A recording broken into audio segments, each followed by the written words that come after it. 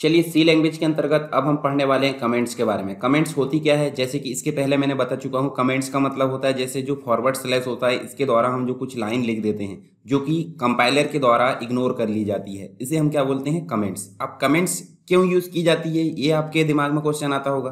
तो कमेंट्स इसलिए यूज़ की जाती है ताकि जो प्रोग्रामर होता है, जो भी कोडिंग करे, उसको बाद में समझने योग्य हो। यानी कि कोड को रीडेबल बनाने के लिए हम जो है सी लैंग्वेज या फिर किसी भी प्रोग्रामिंग लैंग्वेज में कमेंट्स का यूज़ करते हैं। तो चलिए जानते हैं विस्तार से कमेंट्स के बारे में।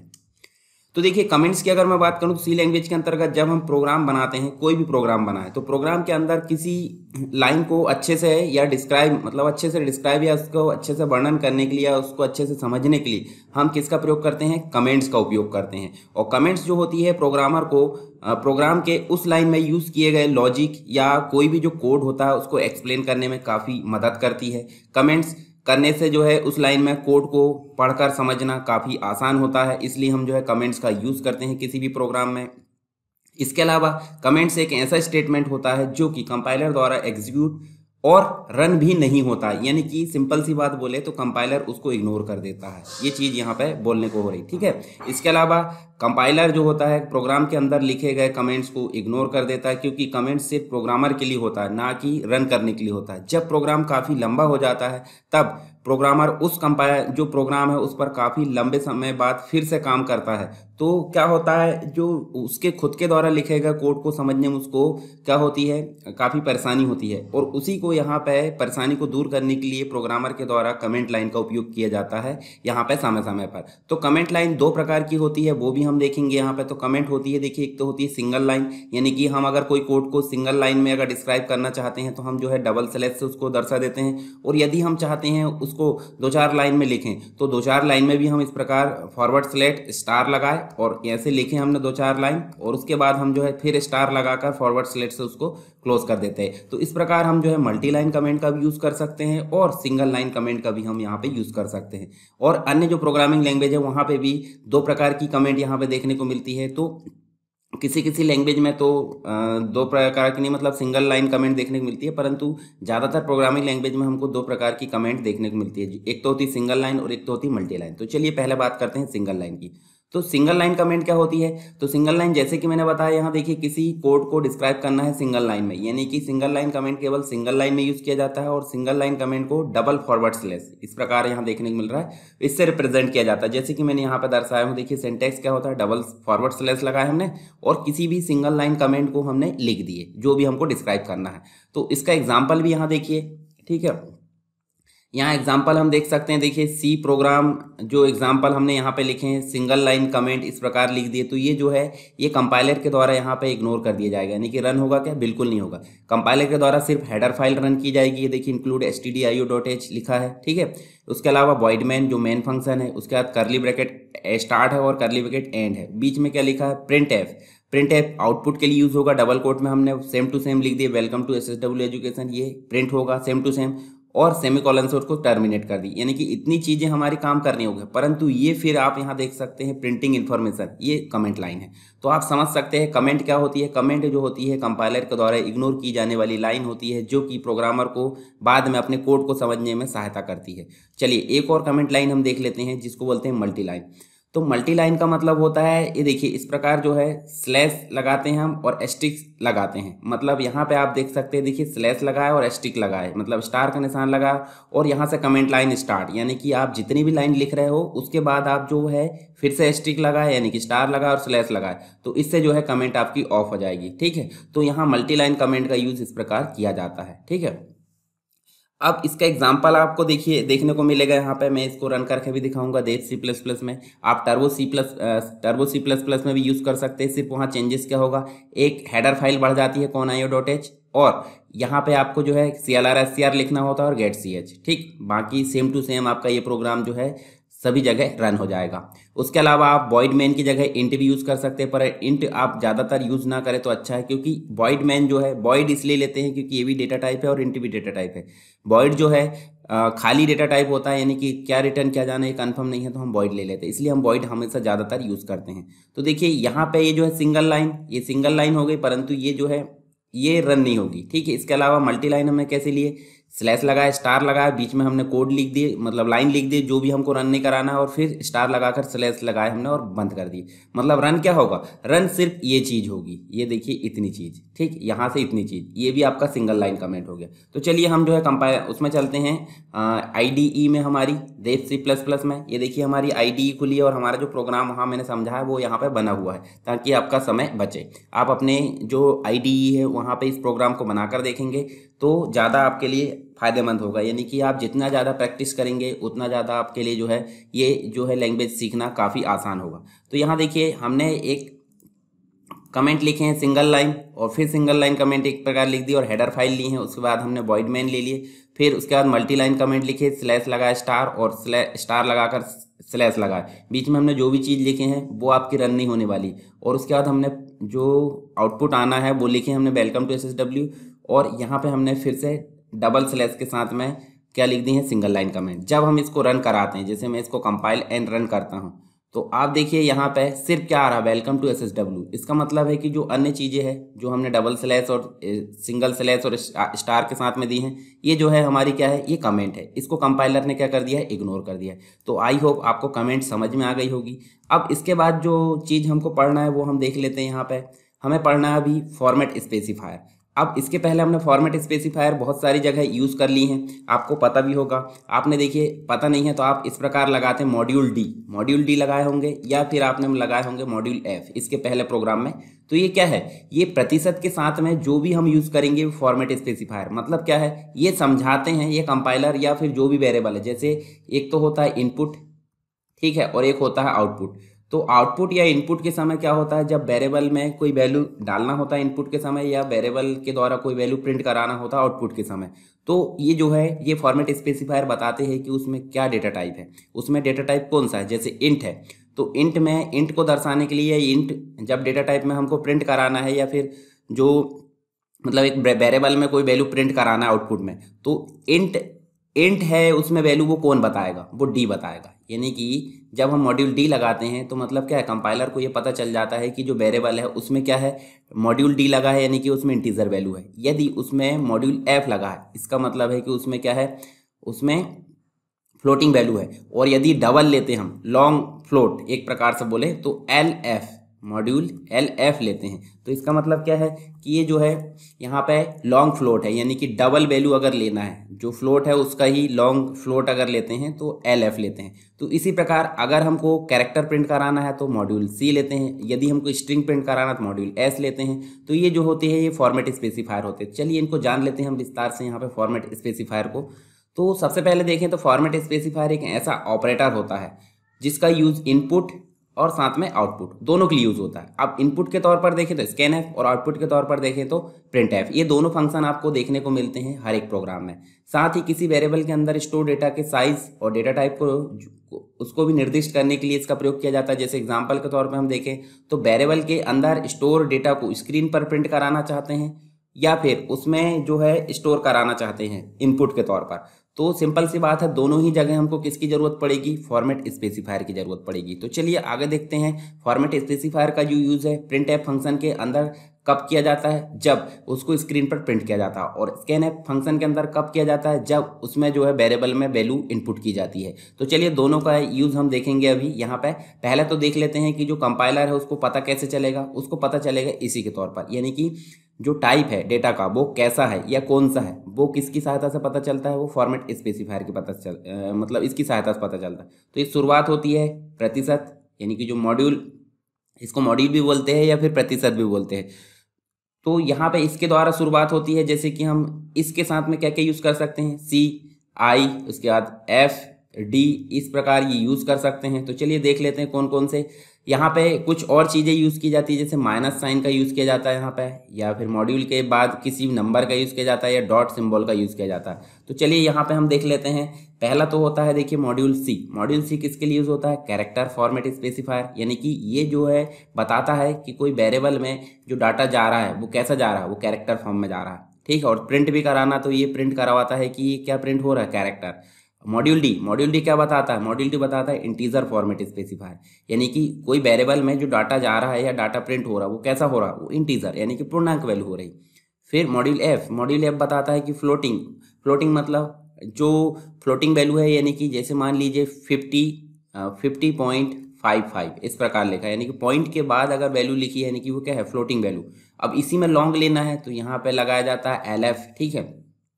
लॉन्ग फ्लोटिंग रेंज के लिए यानी डबल डेटा टाइप अगर लेते हैं तो यहाँ पे मॉड्यूल एल एफ लगाते हैं। अगर हमको कैरेक्टर्स का ग्रुप लेना है यानी कि कैरेक्टर का एरे, उसे बोलते हैं स्ट्रिंग, और स्ट्रिंग को लेना है तो मॉड्यूल एस लगते हैं। अब ई जो होता है मॉड्यूल ई होता है साइंटिफिक जो नोटेशन होती है, और फ्लोटिंग वाली जो नोटेशन होती है उसके लिए मॉड्यूल ई लगता है। और जो जी होता है मॉड्यूल जी, वो भी सेम टू सेम होता है, ई जैसे ही होता है। फिर उसके बाद मॉड्यूल एच आई होता है, साइंड इंटीजर होता है शॉर्ट के लिए, एच यू जो होता है अनसाइंड के लिए होता है, ठीक है।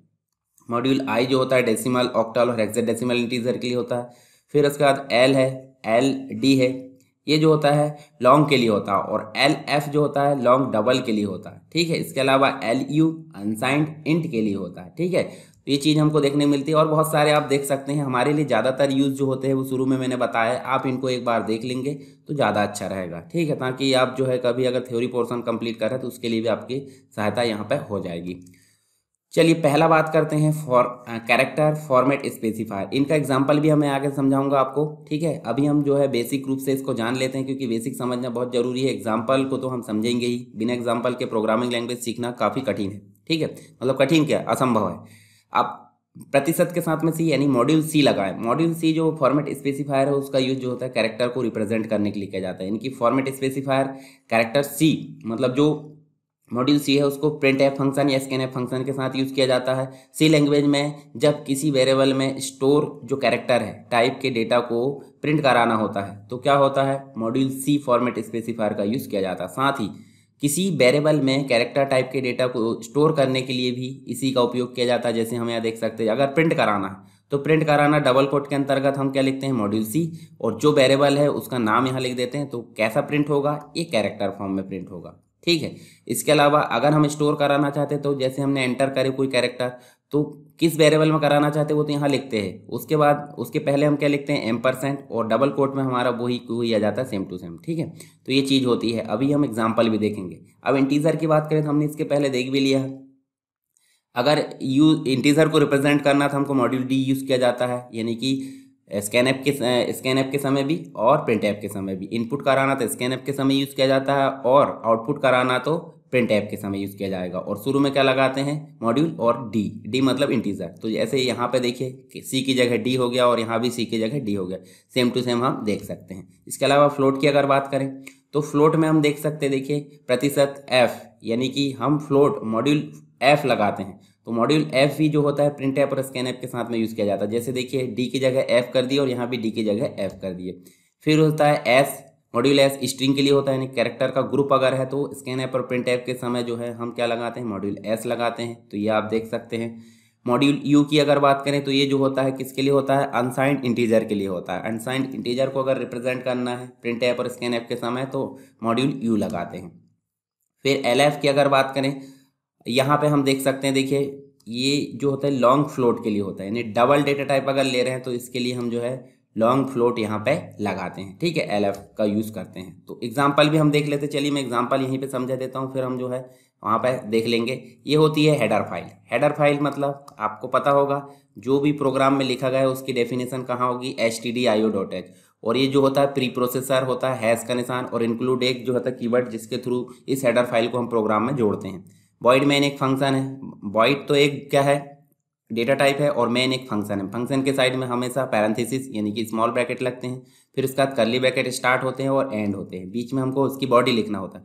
तो इंट एक्स लिए और एक्स में हमने डाल दिए 5, यानी कि एक्स जो है इंटीजर टाइप का था। फिर एक कैरेक्टर लिए केयर टाइप का CH लिए, और कैरेक्टर हमेशा सिंगल कोट में लिखा जाता, तो सिंगल कोट में हमने ए लिखे और ए को कहाँ डाल दिए, CH में। उसके बाद हमने फ्लोट F1 लिए, उसके बाद फ्लोट दशमलव के साथ में आता तो 24.5 यहाँ पे आ गया। फिर डबल लिए D1, तो D1 में हमने लिए हैं 31.08 कहाँ आ गया है, 31.08 D1 में आ गया। उसके बाद केयर एस लिए। अब केयर एस यहाँ पे ब्रैकेट में आप देखिए जो स्क्वायर ब्रैकेट है उसमें 20 लिए। इसका मतलब है कि स्ट्रिंग है, और स्ट्रिंग मतलब कैरेक्टर का एरे होता है। और स्ट्रिंग एक से अधिक कैरेक्टर, यानी कि एक से अधिक कैरेक्टर, देखिए 3 कैरेक्टर हमने यहाँ स्टोर कर दिए। एक, दो, तीन, चार, पाँच, पांच डेटा टाइप का हमने उपयोग किया और पांचों के लिए देखिए इंटीजर लिए हैं तो इंटीजर के लिए मॉड्यूल डी ले लिए और स्लैश एन ये जो होता है स्केप सीक्वेंस हम आगे देखेंगे। अभी स्केप सीक्वेंस क्या होता है, न्यू लाइन के लिए होता है। जो स्लैश एन लगा है वो क्या होता है, स्केप सीक्वेंस। ठीक है, जो कैरेक्टर्स होते हैं उनके अलावा कोई अदर जो कैरेक्टर्स होते हैं स्पेशल सिंबल के अंतर्गत जो आते हैं उन्हें हम बोलते हैं स्केप सीक्वेंस। आगे पढ़ेंगे इसके बाद हम। उसके बाद प्रिंट एफ हमने देखिए मॉड्यूल सी लिए हैं, मॉड्यूल सी और सी एच को कहाँ मतलब सी एच को प्रिंट करा दिए और स्केप सीक्वेंस स्लैश एन हमने ले लिए तो ये जो है प्रिंट हो जाएगा। फिर मॉड्यूल एफ लिए फ्लोट के लिए, मॉड्यूल आई एफ लिए, उसके बाद देखिए ये जो है डबल के लिए, फिर मॉड्यूल एस लिए स्ट्रिंग के लिए। तो चलिए इसको जो है हम यहाँ पे देखते हैं देव सी प्लस प्लस में। ठीक, यहाँ देखिए प्रोग्राम बना हुआ है पहले से। ठीक है, यहाँ पे मैंने बनाकर रख लिया हूँ। देखिए वही program same to same, header file ली है, वॉइड डेटा टाइप है, मेन फंक्शन है, फिर हमने पूरी बॉडी लिखे। ठीक है, बॉडी के बाद हमने सारी चीज़ों को प्रिंट करा ली। तो जब भी हम प्रिंट कराना चाहते हैं देखिए इंटीजर ये प्रिंट होगा, कैरेक्टर प्रिंट होगा, फ्लोट प्रिंट होगा, डबल प्रिंट होगा और स्ट्रिंग प्रिंट होगा। जब हम इसको रन कराते हैं कंपाइल एंड रन तो यहाँ देखिए आप देख सकते हैं 5A24.50031.08 और SSW ये सारी चीज़ हमारी प्रिंट हो गई। यानी कि ये क्या है, ये जो है हमारे क्या थे, फॉर्मेट स्पेसिफायर थे। यानी कि कौन सा डेटा टाइप है कंपाइलर को बताने का काम करते हैं ये फॉर्मेट स्पेसिफायर। तो D C F I F S ये बहुत सारी चीज़ हमने यहाँ पे पढ़ लिया। ठीक है, चलिए इसको मैं फिर से कमेंट बना देता हूँ और अगली चीज़ हम पढ़ते हैं स्केप सीक्वेंस। ठीक है, अगला चीज आपको देखने को मिलती है स्केप सीक्वेंस। स्केप सीक्वेंस क्या होता है, जैसे कि मैंने इसके पहले बताया स्लैश एन जो प्रयोग किए हमने वो क्या है, स्केप सीक्वेंस। तो बहुत सारे स्केप सीक्वेंस आपको देखने को मिलते हैं। देखिए यहाँ पे स्लैश ए देखने को मिलता है, स्लैश बी, स्लैश एफ, इन सभी के बारे में हमने अभी आगे देखने वाले हैं विस्तार से। तो चलिए देख लेते हैं स्केप सीक्वेंस क्या होते हैं। तो देखिए सी लैंग्वेज में कैरेक्टर्स का कुछ सेट होता है जिसे हम जो है कैरेक्टर सेट यानी कि आस्की कोड बोलते हैं। ठीक है, अच्छा आप बताइए कमेंट बॉक्स में, गूगल में आपको सर्च करना है आस्की का फुल फॉर्म, इसका फुल फॉर्म आपको बताना है कमेंट बॉक्स में। ठीक है, इसके अलावा इन कैरेक्टर सेट के अलावा सी लैंग्वेज में कुछ ऐसे कैरेक्टर्स होते हैं जो किसी कैरेक्टर सेट में नहीं आते, इन्हें ही हम मतलब देखिए जो कैरेक्टर सेट में आते हैं वो तो आस्की कोड या कैरेक्टर सेट कहलाते हैं, परंतु जो कैरेक्टर सेट में नहीं आते हैं उन्हें क्या बोलेंगे, उन्हें ही हम एस्केप सीक्वेंस बोलेंगे। ठीक है, अब यहाँ ध्यान से देखिए कुल होते हैं 256 कैरेक्टर्स और ये कैरेक्टर सेट होता है। इन पूरे कैरेक्टर सेट को दो भागों में बांटा गया है, एक तो होते हैं आस्की कैरेक्टर सेट और एक होते हैं स्टैंडर्ड आस्की कैरेक्टर सेट। तो इन सब के अलावा जो होते हैं वो होते हैं एस्केप सीक्वेंस। ठीक है, तो चलिए एस्केप सीक्वेंस के बारे में और देख लेते हैं चीज़ें। सी लैंग्वेज में कैरेक्टर का सीक्वेंस एस्केप सीक्वेंस कहलाता है। और एग्जांपल के तौर पर देखें सी लैंग्वेज में जब हम कोई न्यू लाइन लेना चाहते हैं या फिर स्टार्ट से प्रिंट करना चाहते हैं, ठीक है, तो इसे हम जो है डायरेक्ट एंटर प्रेस करके नहीं करा सकते और इसी की सहायता मतलब इसकी जो है हेल्प के लिए यहाँ पे क्या लेते हैं हम, स्लैश एन लेते हैं। तो यहाँ देखिए आपको ध्यान से देखना है, हेडर फाइल तो आपको पता चल गई, pre processor directive include stdio.h, void एक डेटा टाइप है, मेन एक फंक्शन है, उसके बाद हमने करली ब्रैकेट स्टार्ट करे और एंड करे। जब हमने प्रिंट करे तो वेलकम टू आएगा, यहाँ देखिए यहाँ पे प्रिंट हो जाएगा वेलकम टू। ठीक है, और दूसरी लाइन में हमने प्रिंट की है प्रिंट एफ SSW एजुकेशन, तो ये दूसरी लाइन में नहीं आएगा, ये इसी लाइन में प्रिंट हो जाएगा। इसका मतलब क्या है कि यहाँ पे इसको न्यू लाइन लेना है ये पता ही नहीं है, क्योंकि हालांकि हमने अलग अलग प्रिंट किया है परंतु इसको नहीं पता है कि अलग अलग लाइन लेना है। पर दूसरे एग्जाम्पल में देखिए, दूसरे एग्जाम्पल में आपको print f welcome to SSW education, ये एक ही स्टेटमेंट में हमने प्रिंट करा है प्रिंट एफ, परंतु बीच में आपको क्या लगा है, स्लैश एन। इसका मतलब है कि ये जो है एक में तो प्रिंट होगा क्या, वेलकम टू, और दूसरे में प्रिंट होगा SSW एजुकेशन। ठीक है, तो यहाँ पे ये जो है स्लैश एन क्या है, स्केप सीक्वेंस है जो कि न्यू लाइन के लिए यहाँ पे यूज होता है। देखिए यहाँ पे स्केप सीक्वेंस कैरेक्टर भी हम देख लेते हैं यहाँ पे, जैसे कि देखिए यहाँ पे एंटर की प्रेस नहीं कर सकते, एंटर की प्रेस करेंगे तो वहाँ पे काम नहीं होगा, इसके लिए हम स्लैश एन लगाते हैं। तो ये क्या है, इसमें स्केप सीक्वेंस के रूप में यूज होता है और ये न्यू लाइन लाता है। इसमें से जो बैक स्लैश है वो है एस्केप कैरेक्टर कहलाता है। ठीक है, और एस्केप सीक्वेंस बैकस्लैश और कैरेक्टर के जोड़ से बना होता है, यानी कि जो एन है वो न्यू लाइन के लिए होता है और ये एस्केप कैरेक्टर है। ठीक है, एस्केप कैरेक्टर और कुछ दूसरे कैरेक्टर का यूज करके सी लैंग्वेज में कुछ इंपॉर्टेंट कार्य किए जा सकते हैं। जैसे देखिए यहाँ पे स्लैश ए अलार्म और बीप के लिए, स्लैश बी बैक स्पेस के लिए, स्लैश एफ फॉर्म फीड के लिए, स्लैश एन न्यू लाइन के लिए, उसके बाद आर है कैरिज रिटर्न के लिए, स्लैश टी टैब के लिए यानी horizontal, slash B vertical tab के लिए, और ये डबल जो स्लैश है वो होते हैं बैक स्लैश के लिए। उसके बाद हम देख सकते हैं स्लैश सिंगल कोट जो होता है, ठीक है, स्लैश डबल कोट होता है, स्लैश क्वेश्चन मार्क होता है, उसके बाद स्लैश ट्रिपल एन यानी कि octal number, slash x double H होता है हेक्साडेसिमल के लिए, और स्लैश जीरो जो होता है नल के लिए होता है। तो ये होते हैं एस्केप सीक्वेंस किसमें, हमारे सी लैंग्वेज में। हम यहाँ जाकर देखेंगे तो यहाँ देखिए मैंने बताया था आपको ये वाला कि हमने यहाँ पे कोई भी एस्केप सीक्वेंस का यूज़ नहीं किया है, परंतु प्रिंट एफ हमने 2 लाइन ली है, ठीक है, और जब हम इसको रन करते हैं तो 2 लाइन में प्रिंट ना होकर वो एक ही लाइन में प्रिंट होगा। जैसे कि आप यहाँ देख सकते हैं वेलकम टू SSW एजुकेशन, परंतु इसी को हम अगर स्लैश एन लगा देते हैं, चलिए यहीं पे लगा देता हूँ मैं, यहाँ पे हमने स्लैश एन लगाए और रन करा है, ठीक है। जब हम वहाँ स्लैश एन लगा कर रन करा रहे हैं, देखिए वेलकम टू और नीचे वाली लाइन में आ रहा है SSW एजुकेशन। या तो फिर इस प्रकार से भी आप इसको लिख सकते हैं, कैसे, यहाँ नीचे देखिए इस प्रकार से भी लिख सकते हैं, इंक्लूड stdio.h, ये सारी चीज़ तो है, परंतु हमने एक ही लाइन में लिखकर स्लैश एन बीच में लगा दी। इसका मतलब है कि वो स्लैश एन जहाँ से लगा वो न्यू लाइन में ला देगा। ये देखिए welcome to SSW education. I hope आपको समझ में आ गया होगा। हमने क्या क्या चीज़ें देखे हैं, हमने देखे हैं पहले तो हमने देखे कमेंट, जो कि कमेंट जो होती है कंपाइलर इग्नोर कर देता है। दूसरी चीज़ हमने उसके टाइप्स देखें, दोनों सिंगल लाइन और मल्टी लाइन। उसके बाद हमने क्या देखे, फॉर्मेट स्पेसिफायर जैसे मॉड्यूल डी मॉड्यूल एफ। उसके बाद हमने देखे एस्केप सीक्वेंस। तो ये कंप्लीट रूप से यहाँ पे समझ में आ गया होगा आपको, और यदि आपको समझ में आ गया है तो आप वीडियो को लाइक कर सकते हैं और वीडियो को ज़्यादा से ज़्यादा लोगों तक शेयर कर सकते हैं, ठीक है। और कमेंट जरूर करें, आपको वीडियो अच्छा लगा या फिर आपको कोई दिक्कत है, आपको सजेशन देना है कोई, तो आप कमेंट जरूर करें, ठीक है।